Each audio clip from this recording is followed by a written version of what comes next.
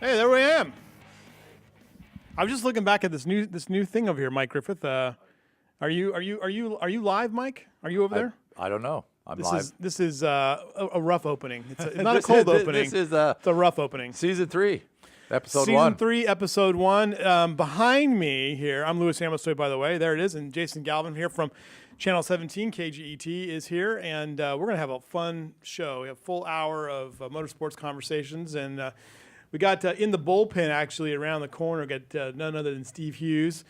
Scott Schweitzer from Bakersfield Speed will not be able to join us today, but Blake Bowser will be here to talk about what's going on at Auto Club Formosa Raceway. Steve Hughes from KCRP has brought with him Brian Olson. I'm talking about the winter showdown and exciting stuff. What show is this again. anyway? What's that? What show is this? This is the Baco Motorsports Power Hour, okay. and there we go. So, Mike Griffith, how are you doing over there? I am doing well. It's early in the season. Early in the season. Early in the season, but already critical. It's hard to believe that we're already here in the beginning of the year here, and it's like we got a big race coming up here in a couple weeks over at KCRP. The March meet is the week after that. Bakersfield Speedway opens its season, so before you know it, boom, we're right back at it. All right, and we're running at Daytona. NHRA opened last weekend at the Winter Nationals. Beautiful weekend down there. I believe Jason was there. Right? It was a great weekend. Great weekend for you guys. I saw some of your videos from NHRA. I want to ask you about that because you got some great roots in the sport of NHRA and in motorsports in general. But we got some business to take care of. Chris, can you go to the next couple slides here? We'll go through, and we got some business, again, brought to you by the Bakersfield Californian. We've been covering racing since the beginning. Season 3, show number 1. I think this is right about our 80th show, right around all time, I think, right in that range. And there's somebody who's been in motorsports forever on that slide, Bill Dunlap. What a great guy. Right. You can What a follow us great on guy he is. Facebook, Instagram, Twitter, and on YouTube. You'll find all this on our Facebook page as well. And moving right along, this is the Grumpy Griff Awards, the weekly feature that you do every week, and it's pretty basic. It's selected weekly. We tried the fan vote last year, and what ended up happening, Jason, just so you know, was that there were certain mini dwarf drivers that would stuff the ballot box. And Mini dwarf drivers they're good at pooling their good. collective talents. Because you could go in there and vote. Right. And vote and vote. Yep. And when you're 7 years old and don't have a job, you have a lot of time to vote. It's not repetitive. They just click. It was click, great, click. though, because 6 of the 10 most looked at things in the first half of last year were the fan voting. So we may have to look at that at some point, and then it kind of tailed off at the end there. But the big one is don't irritate Mike and be kind to goats. Those are our rules here. And baby goats especially. Baby goats especially.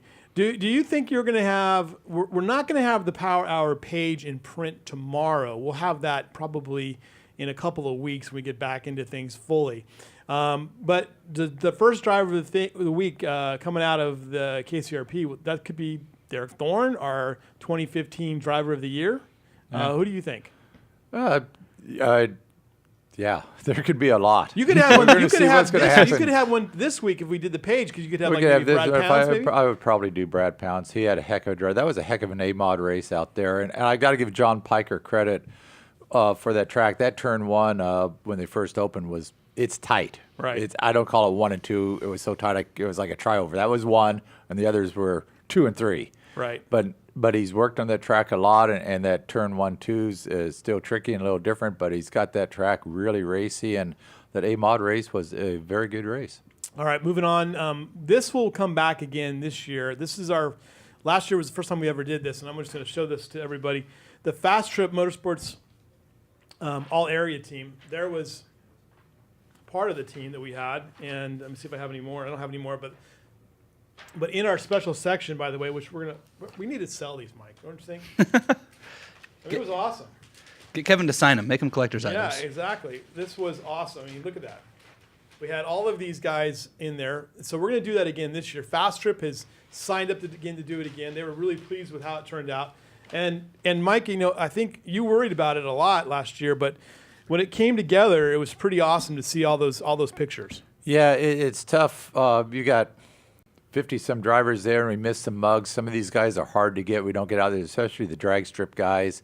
So we're going to make an effort to get out there some of the bracket races and make sure midway through the season we got the mugs of the leaders so we can get everybody's picture in there for next year. That's what I was worried about the most, was having good pictures of all the drivers. But we did have a lot of pictures of a lot of people, and and Jason, you've been around motorsports for a long time. I mean, how many newspapers have you seen do an all area team? Not a lot.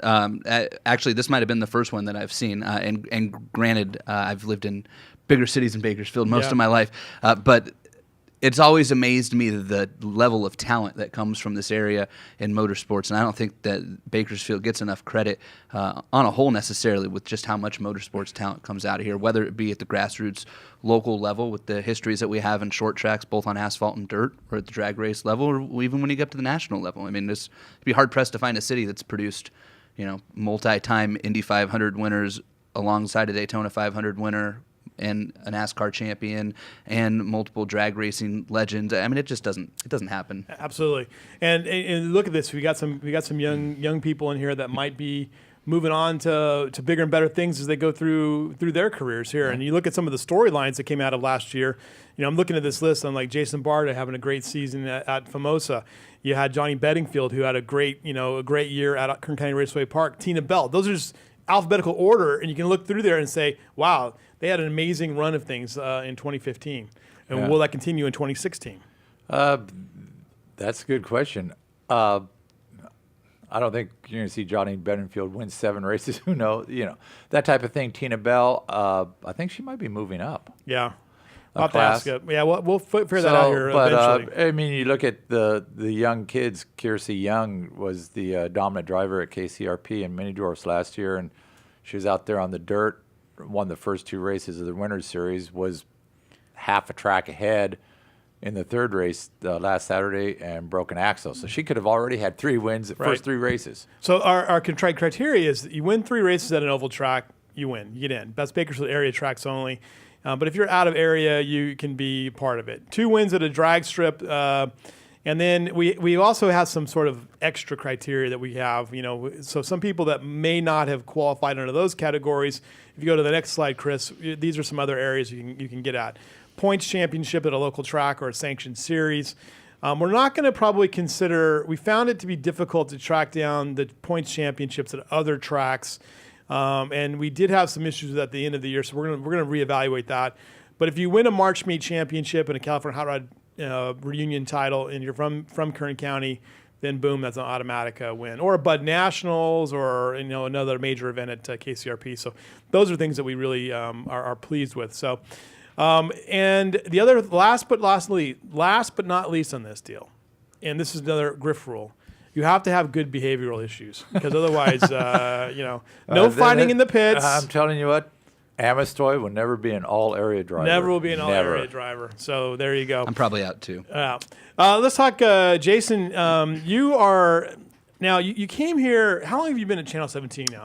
About a year and a half. Year and a half. And you kind of started as sports, but now you're in the mornings, though, right? Yeah, and I'm now the one of the morning anchors on our Sunrise team. So what time do you have to get up in the morning? I get up like 3:15. So you're like the end of your day now at this point, right? Pretty close. What time is it? Yeah, 11:15. I got 2 hours left. Nice. Yeah. So So get back in, get to bed, then get ready to go. Yeah, it's something like that. It's funny. I don't slow down at all. Right. It's just not me. I can't do the daytime nap thing or anything. So I'm like wide open, and I'm sure this will catch up to me at some point because I've only been on the Sunrise show for like 2 months now.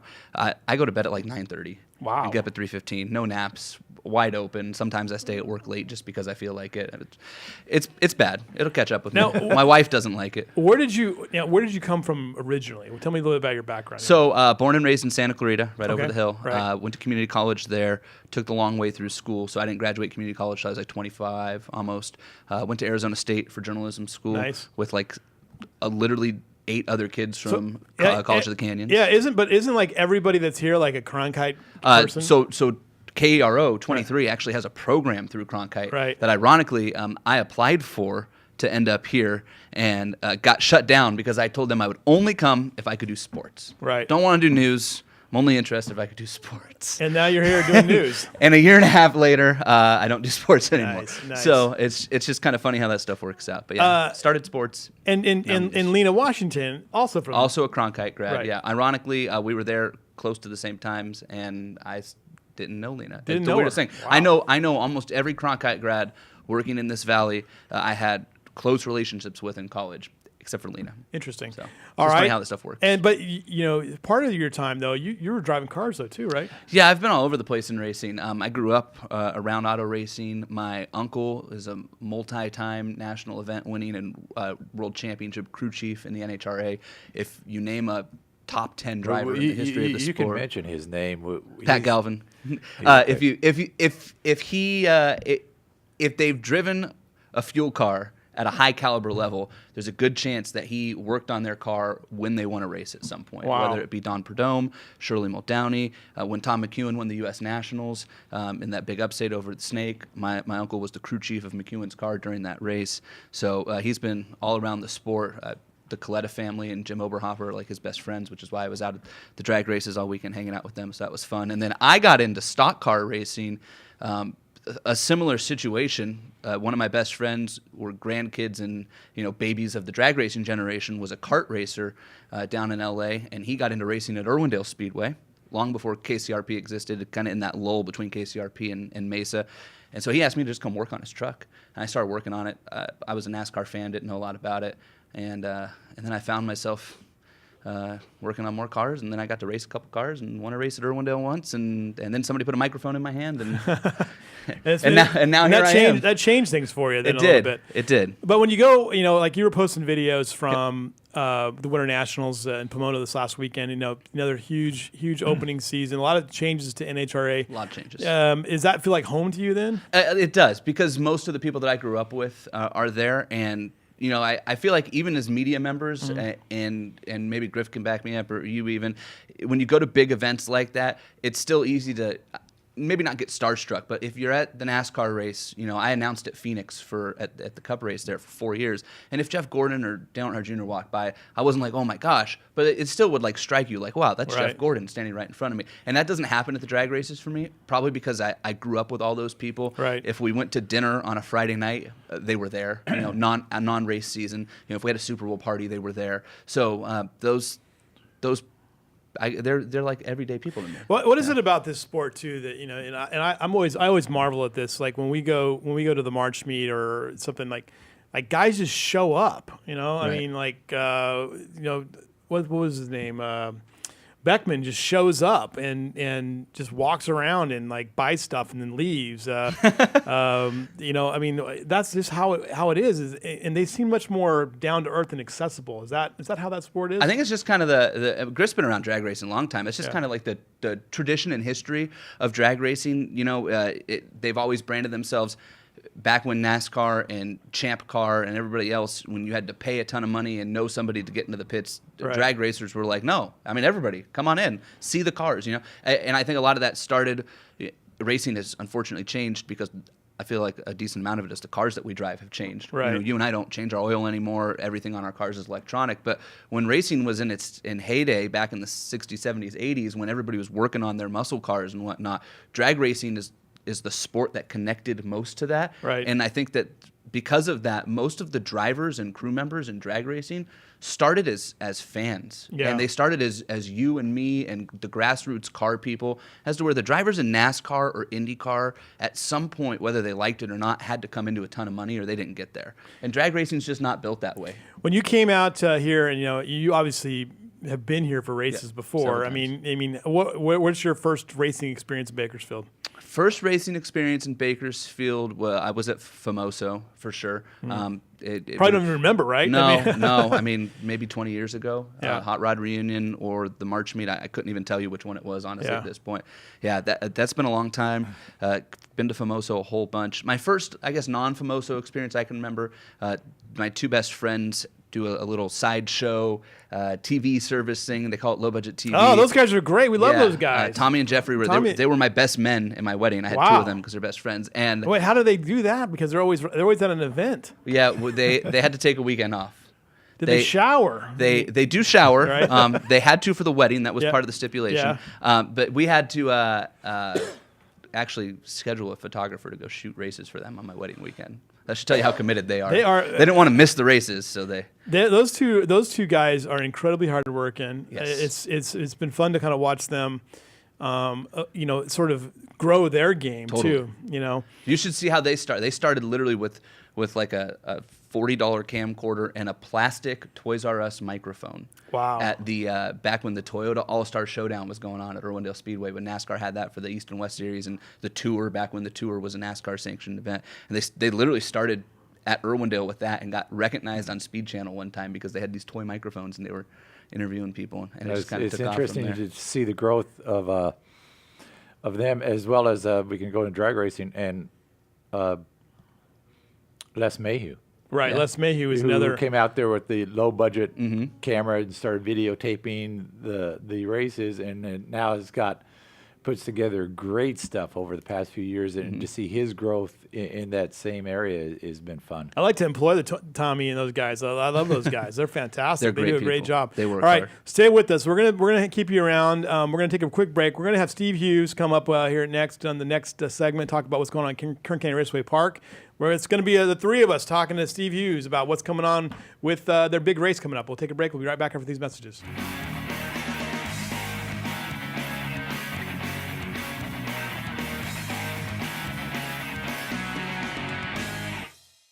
Hi, Corey Costello here, host of Roadrunner Rundown, Tuesdays, 10 a.m. right here on Bakersfield.com. It's the official program of CESUB Athletics. We bring you inside the program with interviews with coaches and student athletes. Of course, everybody's favorite Corey versus. I mean, people like to see me in embarrassing athletic situations. And, of course, we'll have all the highlights from around the Roadrunners as well. So join us for Roadrunner Rundown, Tuesdays, 10 a.m. right here on Bakersfield.com.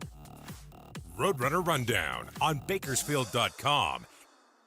You know, I was the Metro columnist in the Bakersfield Californian for 10 years, and one of the recurring themes in my writing was sort of the self-analysis of Bakersfield. Who are we? Who are these people? Where do they come from? What kind of people are they? My interest in the Bakersfield sound is kind of connected to that because we are those people. We are the people who created that music. We are the people who enjoyed that music, who bought those records. Because it spoke to us in a certain way, it sort of reflected who we are. Read this book and kind of you get a feel for, who we are. Kern Business Journal contains news and information from local business leaders and organizations. Topics include agriculture, health and medical, energy, transportation, and more. Visit KernBusinessJournal.com to find out how to subscribe or where to pick up a free copy. To inquire about advertising in the bi-monthly business journal, call 395-7586. Find us online on Facebook and Twitter, as well as on KernBusinessJournal.com. The new book is out. That was easy. I would title this thing sort of a description of what raising children is like. That was easy. I've been writing columns now for about 25 years. Writing has always been a conversation. You're taking somebody by the hand for 3 or 4 minutes and you're not letting go. The new book, That